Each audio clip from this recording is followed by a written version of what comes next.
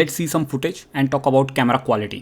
First thing you will notice is aspect ratio is not wide, but it is 3:4. So that's why these black columns, but let me fix that. Okay, now I would say it says 4K.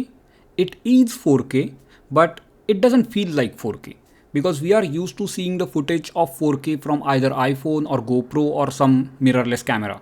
So compared to them, the quality is not that good.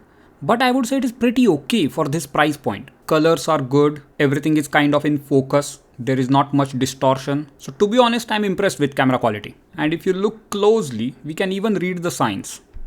If the cars are close to you, you can see their number plates as well. But if car is a little bit away, then I don't think we can see the number plate, which is fine. We don't want to see number plates of far away cars. The dynamic range is definitely an issue. You can see in footage over here, the sky is totally burnt out. There are no details in the sky whatsoever. Everything is just white. But in good lighting conditions, you can get a decent footage like this. Now if we compare this footage to the GoPro, you can see the huge difference.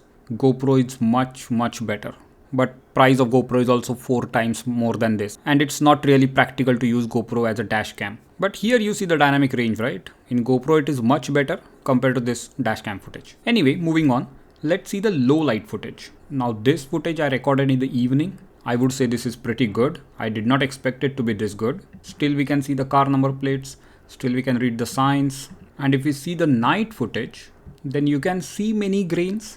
But it's really nice. I'm surprised. I guess my expectations were very low. But anyway, night footage is also good. And one more thing I want to mention is, here on footage you can see the speed, location, date, everything. But there is a better way to review the footage. And for that, you have to go to their website. And from here, you should download GPS player. Now this dashcam is Rove R2 4K. So I will choose that and let's download the player. Then install the player, and if you open the player, the interface looks like this. Here we can open any recording, and if we do that, we can see the footage over here, and on the right hand side we can see where our car is moving on the map. This is the best thing. Just with coordinates we can't really see where the car is, but now you can see where the car is on Google Map, and also here you can see the speed and direction. I'm not a big fan of speed and direction that we can see over here as well, but on the map we can see. That is really fantastic. Another feature of this player is you can slow down the footage or you can increase the speed of footage. Slowing down of course will not look smooth, but if we increase the speed, it looks pretty good. It's like a time lapse.